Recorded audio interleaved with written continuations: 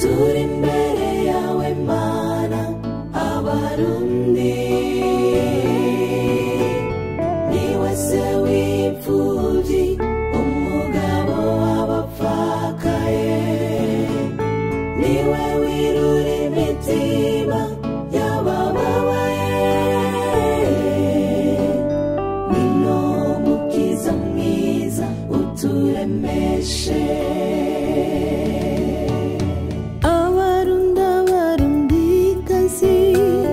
twaguye mu kangaratete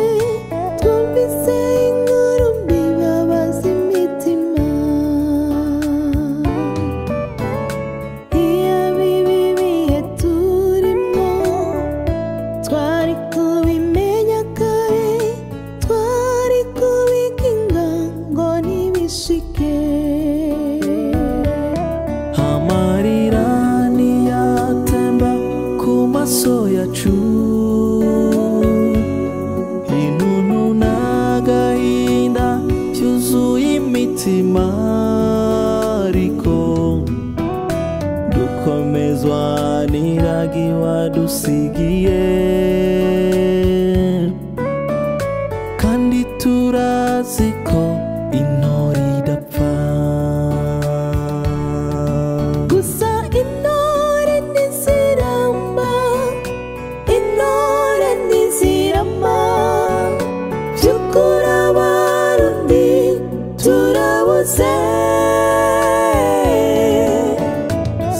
Sebarundi wacu arigendeye Imana imukunze kuturusha turi imbere yawe Mana abarundi niwe se w'imfuvyi umugabo w'abapfakaye niwe wirura imitima y'abababaye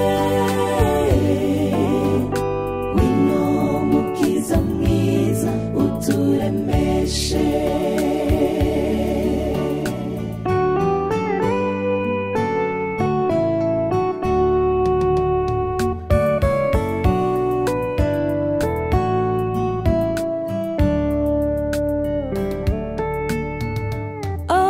abarundi tugire kwihangana kuko iyo dutabaye bya bihe n'ubundi igiye kuturemesha muri iki gihe tubabaye Sebarundi Petero nkuru nziza niwe mboneza y'amaho yatsimbataje intwaro rusangi mu gihugu yasengera abarundi n'igihugu natwe tuzokwama tumwibuka turi imbere yawe Mana abarundi niwe se w'imfuvyi umugabo w'abapfakaye niwe wirura imitima y'abababaye wino mukiza mwiza uturemeshe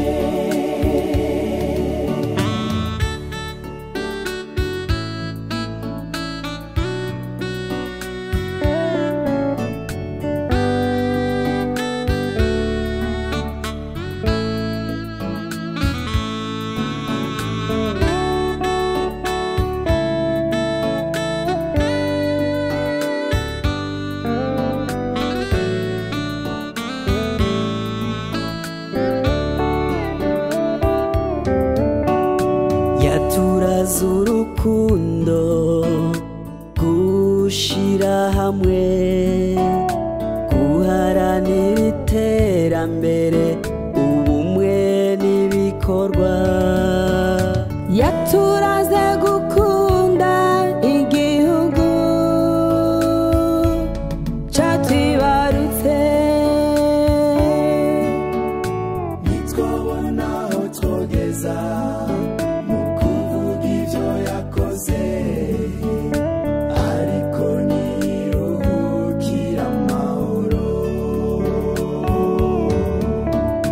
turi imbere yawe Mana abarundi, niwe se w'imfubyi umugabo w'abapfakaye,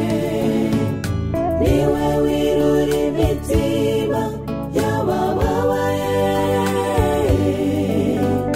Ngwino mukiza mwiza uturemeshe.